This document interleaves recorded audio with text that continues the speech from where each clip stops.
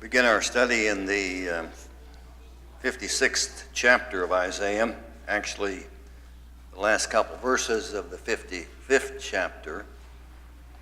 Dad, would you word of prayer for us? Our dear, most gracious, loving Heavenly Father, Lord, we're so thankful for this beautiful sunshiny day that we can come and have fellowship and worship. We pray, Lord, that today that all the things we do will be done pleasing in thy sight. We pray for those, Lord, who cannot be here today because of health. We pray that there will be a portion of health restored to them and they'll be back with us. We pray for those who have lost loved ones, know that we grieve with them. We're here to support and help any way we can. We pray, Lord, for those who elect not to be here with the callous heart. We pray that we might be able to touch them and bring them back.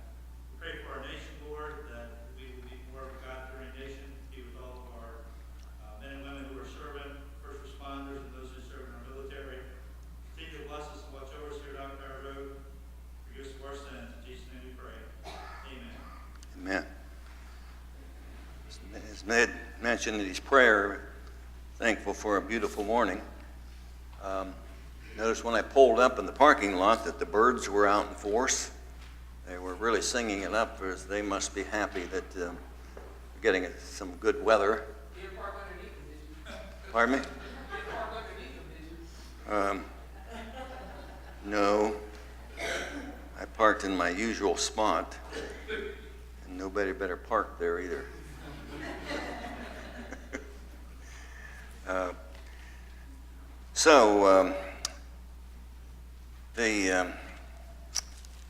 Ned also prayed for our country, which kind of introduces something I want to say from the dispatch. Think about this. The 55th chapter of Isaiah deals with essentially deals with the glories of the new covenant.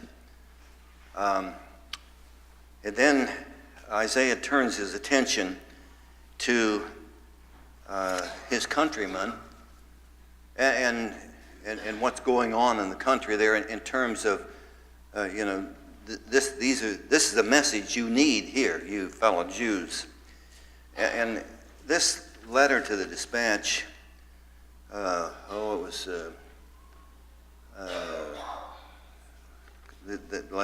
last week sometime.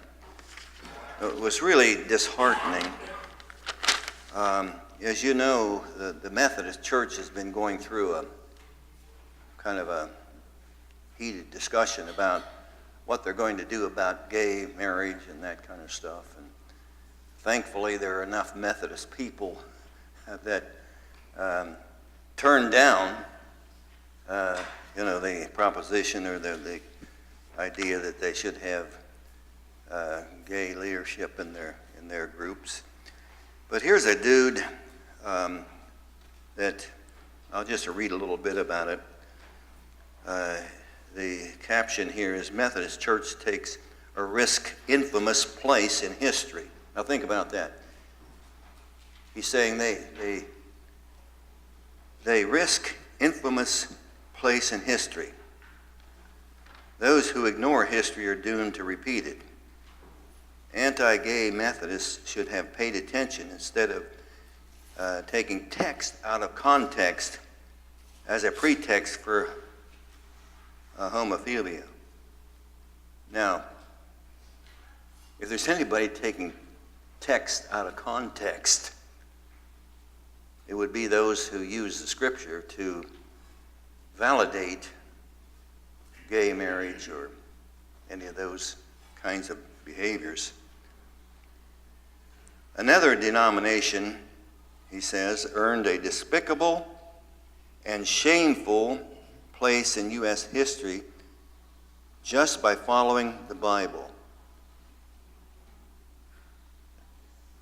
You know, when you walk down the street and you see people coming along, you don't know what they're thinking, but think about that. Following the Bible. I can't believe you said that out Huh? loud. I can't believe you would even say something like that out loud. Who, me? No, the guy who said that. Yeah. Well, he's Bible, he's putting it here. Following just by following the Bible. Then he says, Ephesians 6:5-9, Colossians 3:18-25, 1 Peter 2:18-20, without condemning the economic abomination, whatever that means. Then it just goes on and ridicules Scripture. Now, this is a social order that we're living in, where people are condemning Scripture. Now let's try to get back. Let's try to get our minds back in to the time of Isaiah. They had the law of Moses. We have the law of Moses and the new covenant. And somebody writes that kind of stuff because they believe it, the kind of stuff I just mentioned. How do you suppose the people in the days of Isaiah, how do you suppose they reconciled their behavior, their daily walk of life? How do you suppose they reconciled idolatry and debauchery and moral degradation and all of the corruption that went on in that Jewish society? How do you suppose they reconciled that with the law of Moses? Pardon me? They can't reconcile it before they condemn the Bible itself.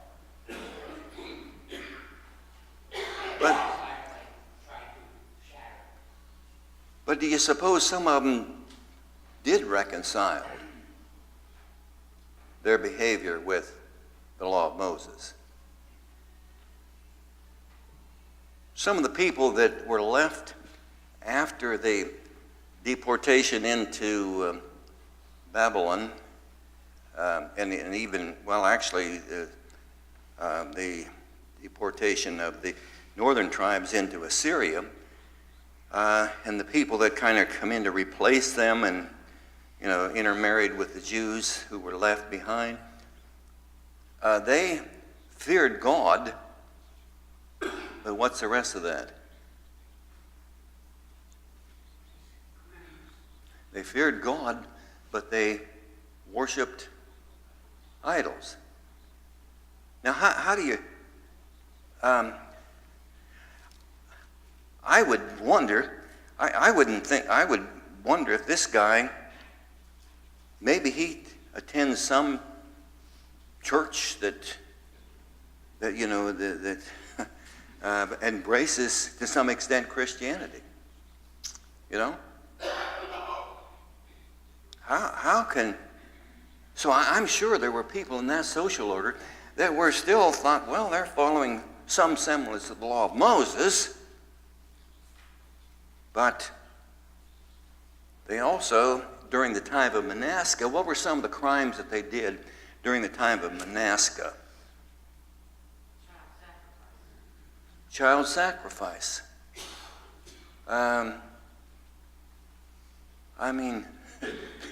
That is the lowest, one of the lowest points of human activity. But there may have been some of those that kind of reconciled that with the law of Moses. Well, a lot of times, this is where the tradition of men comes into being. That, and as Jesus said it, follow Jesus, not the traditions of men, because the Pharisees they took the law of Moses, but they extended them to fit what they thought the pattern would be, and they kept incorporating them to things that became wrong. Yeah. And almost so nobody could even live by that. Yeah. They held people to these standards that were not what God had originally intended them to be.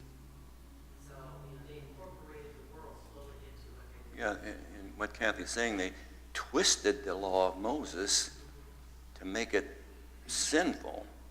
In the case of the honoring parents,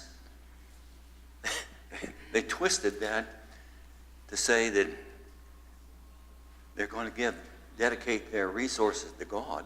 And therefore, they don't have any responsibility. They don't have any capacity to take care of their parents. So they just twisted it 180 degrees. Well, in chapter 50. Also look at the outside influences. I mean, the children of Israel, they didn't worship idols on their own. It was what they saw and what they allowed to come into their area. And it's the same with us today, with the churches today, that let outside influences come in.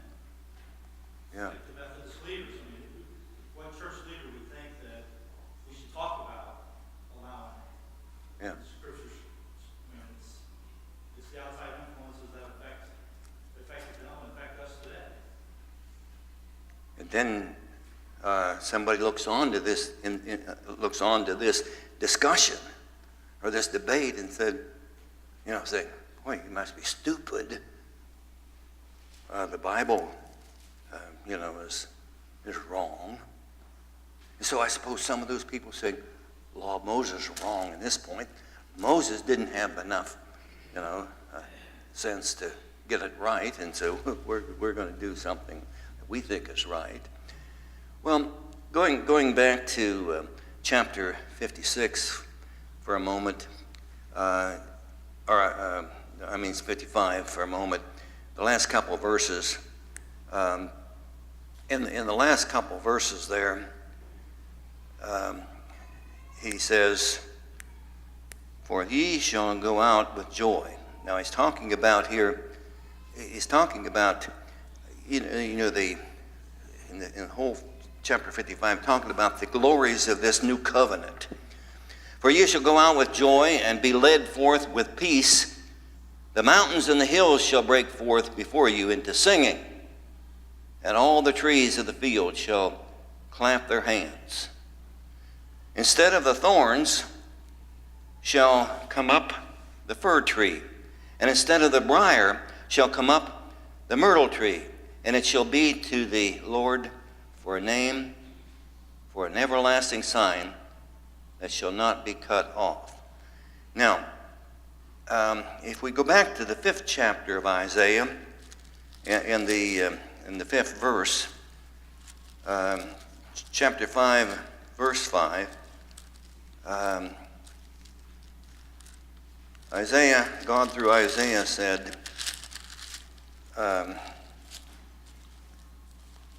and now I go, I will tell you what I will do to my vineyard. Now, God is pronouncing punishment here. In the 55th chapter, in the 12th, 13th verse there's that metaphor of the vineyard, that metaphor of the garden scene. And now, again in verse 5, "And now go to, I will tell you what I will do to my vineyard. I will take away the hedge thereof, and it shall be eaten up, and break down the wall thereof, and it shall be trodden down. And I will lay it waste. It shall be pruned. It shall not be pruned, nor digged, cultivated, and taken care of. But there shall come up thorns and briars and thorns. I will also command the clouds that they rain no rain upon it." Now, in the last two verses of chapter 55, here with regard to the new covenant, with regard to the church era, and he says, well, let's just read that again. "For ye shall go out with joy and be led forth with peace." Quite a contrast to what God was going to do with the race of Israel in the 5th chapter, 5th and 6th verse. "For ye shall go out with joy and be led forth with peace.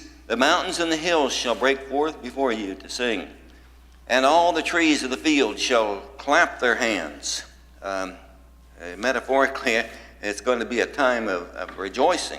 Instead, the thorn shall come up the fir tree, and instead of the briar shall come up the myrtle tree, and it shall be to the Lord for a name, for an everlasting sign that shall not be cut off.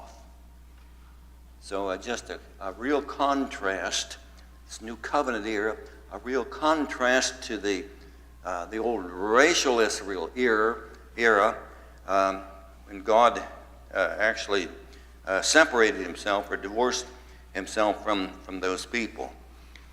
Then in chapter 56, as we said before, the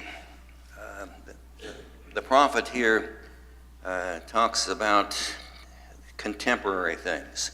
Now you can imagine Isaiah, part of community life, being around, 5 different kings, 4 or 5 different kings, in and out of the throne room, so to speak.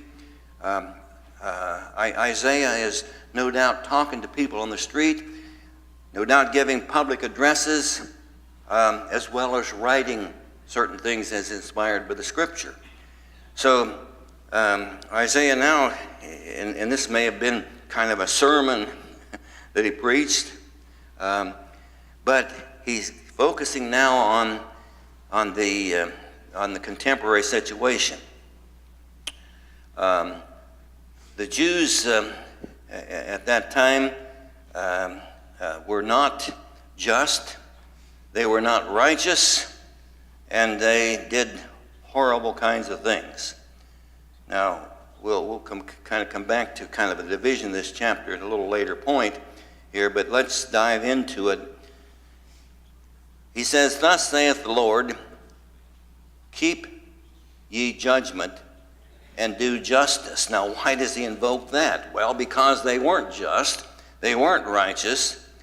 "For my salvation is near to come, and my righteousness shall be revealed."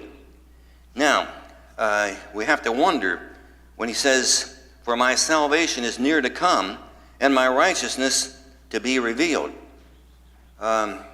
Think about this. Is that something that was going to happen immediately? This was probably written close to the time when Manasseh was king. And Manasseh was about as low as you could get in terms of unrighteousness. Now, so these people were not just. They were not using good. They weren't good people. But when he says, "For my salvation is near," what do you suppose the prophet had in mind when he said, "My salvation is near"? Think about it. What was about to happen to the Jews at that time? Shipped off to Babylon, right? So he must be talking about some era other than their own. And then when they were shipped off to Babylon for 70 years, and when they came back, they were in a miserable condition. In fact, when Ezra came back, after the 70-year period, when he came back, what did he find going on in Jerusalem? What did Nehemiah find out was going on in Jerusalem when he came back from Babylonia? Nehemiah come back from Persia, because Nehemiah was serving the Persian king at that time. What kind of conditions did he find? They were marrying heathens. What else were they doing? Stealing from their brethren. What else were they doing? Making book with the heathens. They even had a heathen set up shop in the temple. Now, so what era is he talking about here when he says, "My salvation is near"?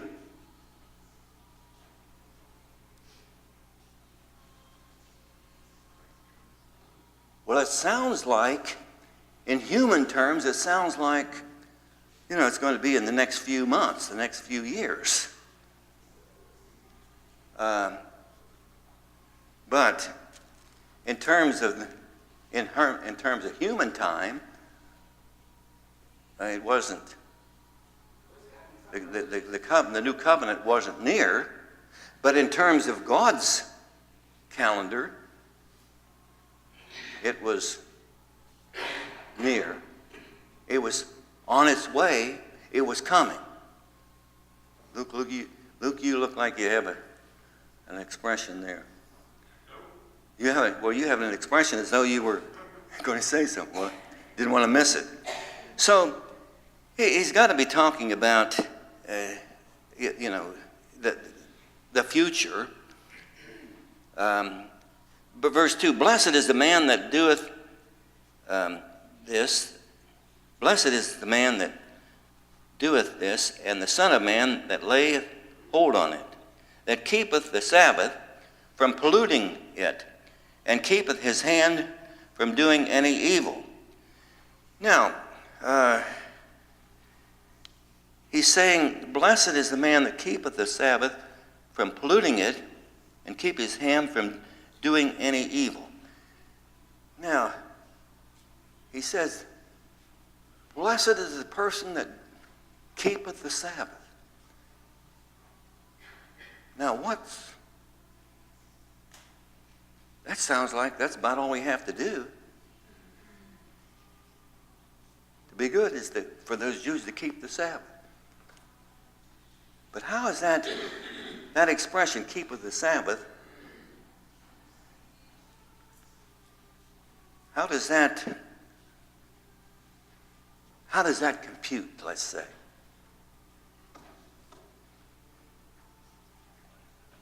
not just keeping the Sabbath. Anybody can just go to church, but it's you got to bring false things into it and worship God. Yeah. Including Him, including the worship of God. But the expression keeping the Sabbath is kind of an expression for, keeping the law.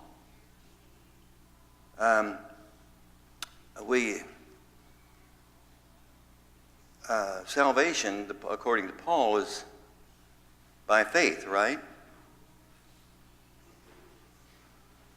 And faith is used as a kind of an expression for everything that comes after faith, whether it be baptism, whether it be doing good works, regardless.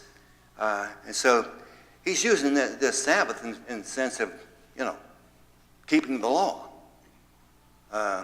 Now, some people have said, or some scholars have said, even really good scholars have thought that, this kind of points toward Sabbath keeping in the new covenant. Now, how do you respond to that kind of a viewpoint?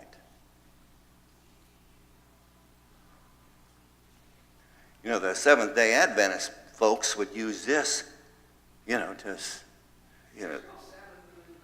Pardon me? That's right. Well, there is a day that. Well, we go to church on the first day of the week, but when I hear keep the Sabbath, that to me means that the Jews weren't supposed to work on Saturday. Yeah, and it was a command specifically to what people? The Sabbath was a command to specifically what people? The Jews. It was part of that Mosaic law. It was a part of that covenant.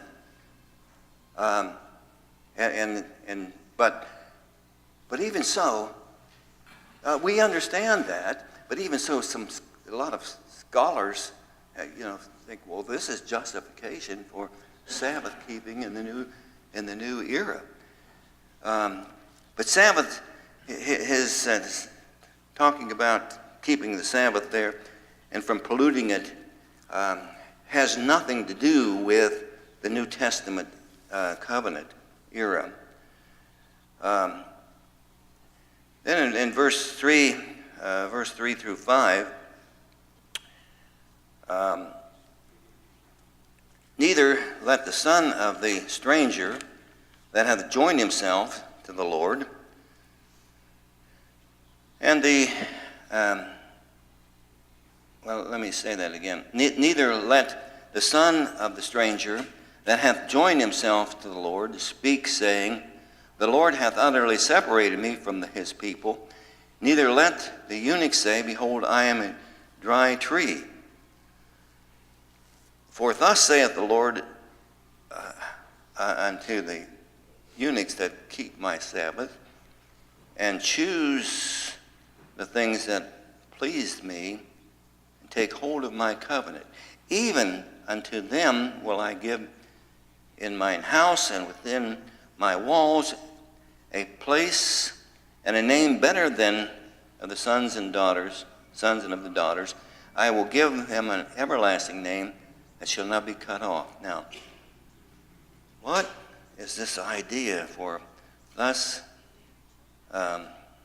in verse 4 there, thus saith the Lord unto the eunuchs that keep my Sabbath, and choose the things that please me. Why would he invoke foreigners and eunuchs in this discussion? Remember when you asked me if it was easy to understand, and I said no? This is what I was talking about. Okay, that's why we're here. Don says it kind of relates to it relates to the foreigners coming in, to the new covenant. Relates to, but what's this idea of the eunuchs?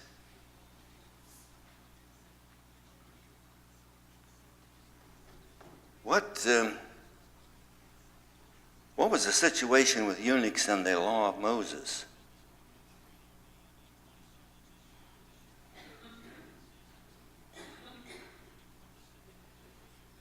What did the law say about them coming into the temple? Oh, don't they have to worship from a distance or something like that? No. You might be thinking of those that had some skin disease. Pardon me? They weren't allowed in, according to the law. According to the law of Moses. That's what I meant, Bill. Okay. They weren't allowed in. And foreigners weren't allowed in unless what happened? Unless they were circumcised and became, they kind of became a Jew. Okay? Now then, under this new covenant,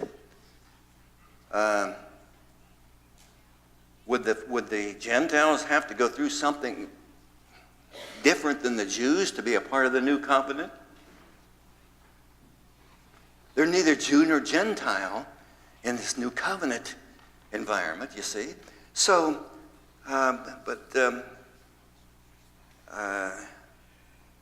some scholars have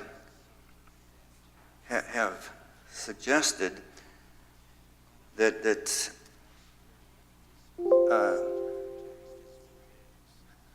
was that some kind of a signal? Pardon me?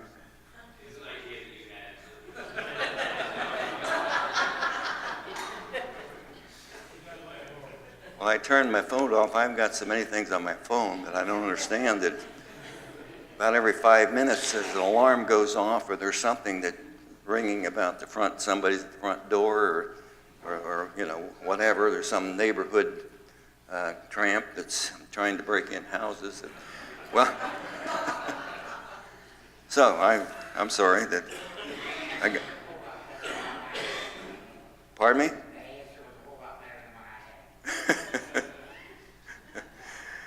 Okay, so some have thought this kind of related to what is said in 2 Kings 20, and they kind of position this message to the time in which, in that immediate time. In 2 Kings 20, 16 to 20, 2 Kings 20, 16 to 20.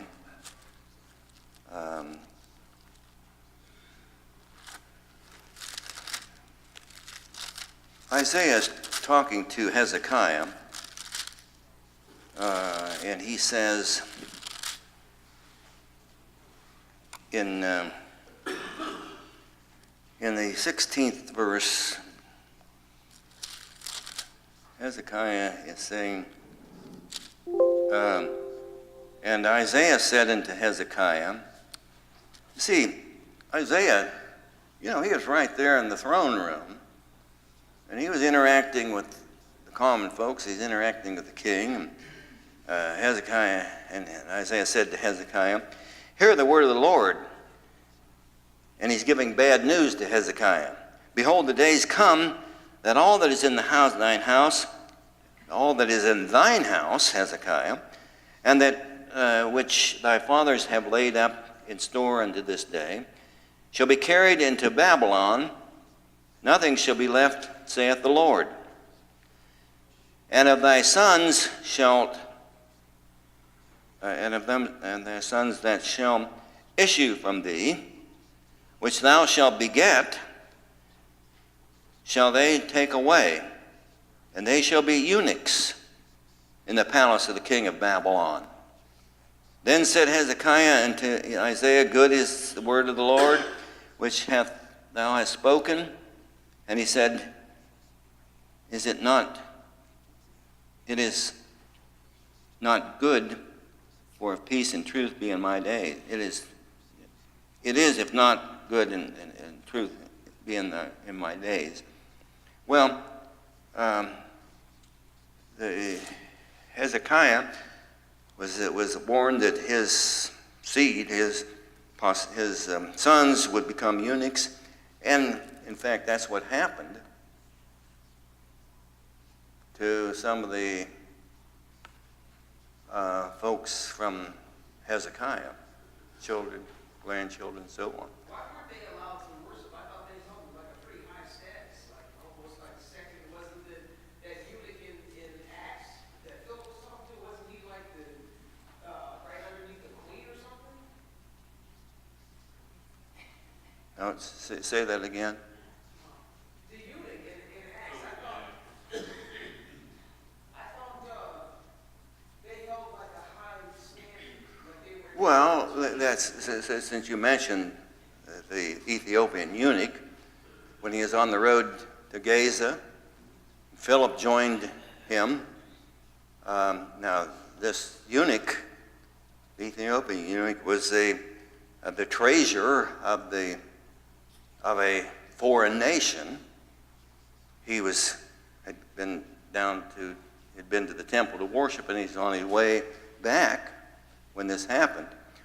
So what was the question? He was allowed in. This is in the New Testament era. That's the point. Okay, all right. I mean, the question you raised illustrates the point. Because when I hear eunuch, I just think, that eunuch. It's Yeah. like when I hear all these people named Lazarus, I only know one, well, two. The one that was raised, and then the Lazarus and the rich man. There's too many people with the same names or same Yeah. titles, and it's confusing to me. But you raised the question there that now, in other words, in this new era, he was welcome.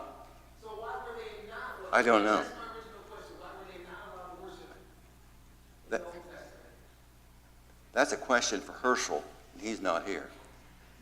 I have no clue. Probably just because those Pharisees and those Sadducees said so, I guess. No. Well, Or that was the New Testament too. that was during the New Testament era. But the point is, I don't know.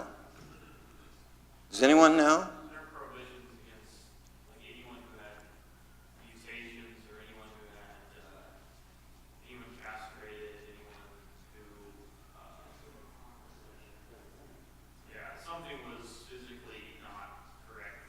So you were made to be a eunuch. You were made that way because something was wrong with you. No, not necessarily.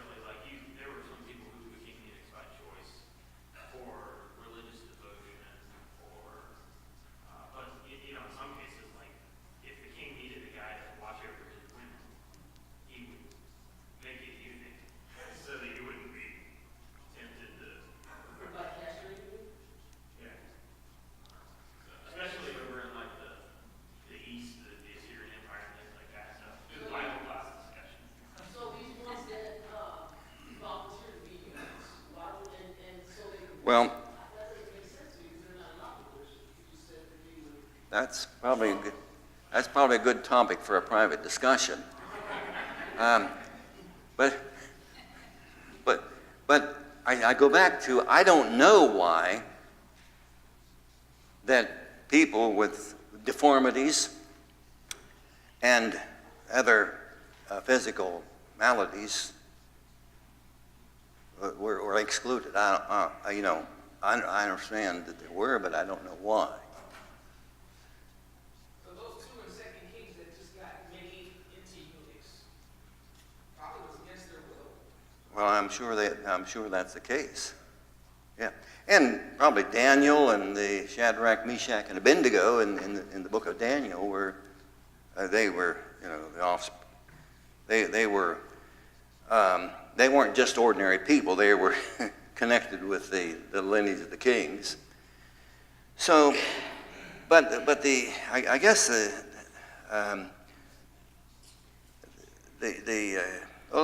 let's just go back to 5, 6, and 7 there. Even unto them will I give in mine house and within my walls a place and a name better than of sons and daughters. In other words, in the kingdom, in the new covenant era, these Gentiles, the people of all people of any human condition, any human environment, everybody, Jew and Gentile, are going to be welcome in this new covenant, and they will be better than the sons and daughters of the kings, better than the people that hung around the throne in old Jerusalem in the time of Isaiah. I will give them an everlasting name that shall not be cut off. They're part of the new kingdom era, part of the trappings, let's say, of the new kingdom, of the new covenant. And verse 6, and also the sons of the stranger that shall join themselves to the Lord, to serve him, and to love the name of the Lord, to be his servants, and every one that keepeth the Sabbath from polluting it, taketh hold of my covenant. Now, here it comes back to that keep the Sabbath. That was kind of descriptive. That was a descriptor of keeping the law under the old era, keeping the terms of the new covenant under the new dispensation. So he's using that Sabbath as kind of a descriptor of keeping the law, or of just plain obedience to the law, whatever the law is. Verse 7, even them will I bring to my holy mountain. Now, even them will I bring to my holy mountain. Who's the them there?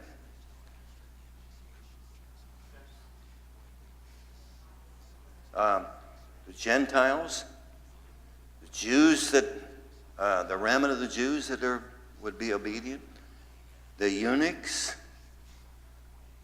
everybody that's obedient.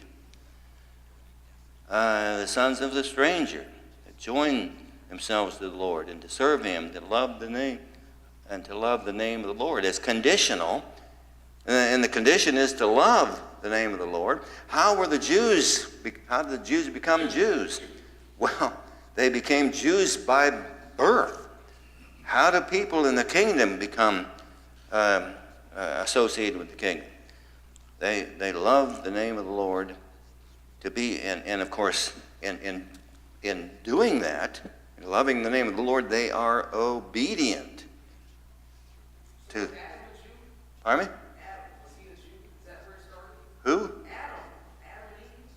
No. Adam was just a regular first guy. So who was the first Jew? Abraham?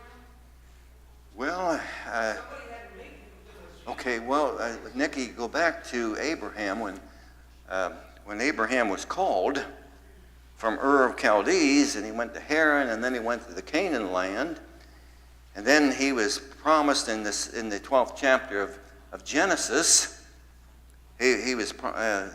God said He'd make him a great nation. Was one of the promises, and that great nation was the Jewish nation that followed the law of Moses, or at least was supposed to follow the law of Moses.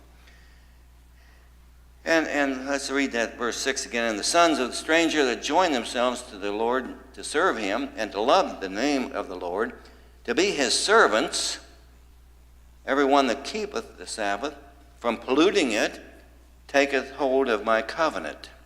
The idea here, the thrust here is obeying the covenant. The Jews had a responsibility to obey the covenant of Moses.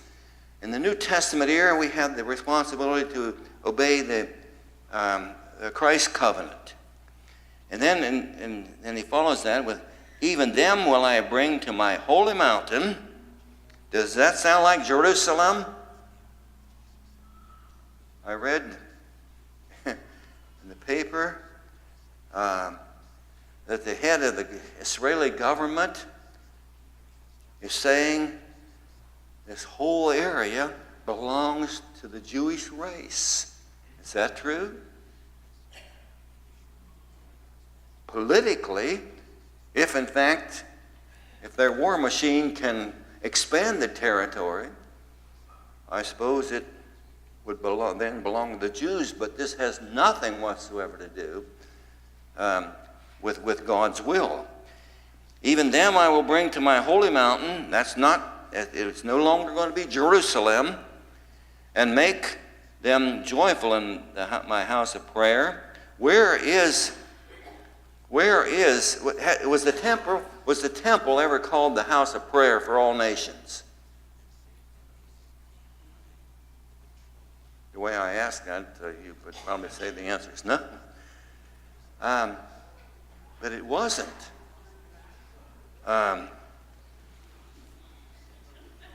Their burnt offerings and their sacrifices shall be accepted upon mine altar. Now, in the new era,